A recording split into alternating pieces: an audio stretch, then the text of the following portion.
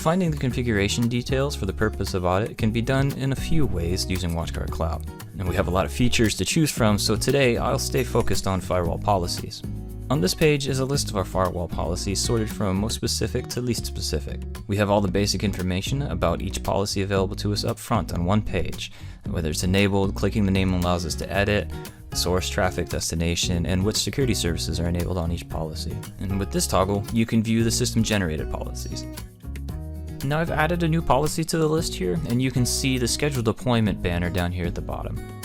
For now, I'll leave the changes pending and head over to the deployment history page, which is a great place to gain some insight on the deployments made to the device. Here, we can see the changes that are pending for the device. In this case, the policy that is created. Since I haven't deployed these changes yet, I can change my mind at any time and simply revert them. Now in this list, you can see where the deployment was created, who created it, the description, the status, and when the deployment was actually applied to the firebox. We can revert to any one of these past deployments as well, and from this same menu, I can compare this version with the one before it. So you can see an old policy was removed, and we can walk up and down the history to compare each adjacent deployment. This page also shows who made the deployment and when. If I need more detail about the configuration on this deployment as a whole, I can view the configuration report.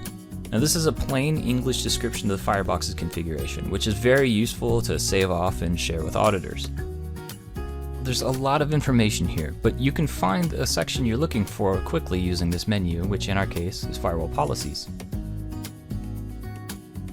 Now, these are great tools to figure out what exists in your configuration already. So let's take a second and look at what's actually being used by switching over to Monitor. One of the most useful tables for this is the policy usage report. And it looks like I've got a bunch of policies that haven't been used today, so I might check other time ranges and then use that information to help me cull unused policies. Another useful tool is the policy map. It's a great visual tool to get an idea of how many connections are being handled by each policy. You can also drill down on each one of these items. Now these have just been a few of the amazing features available in WatchGuard Cloud, and there's plenty more to see in our other videos. Thanks for watching.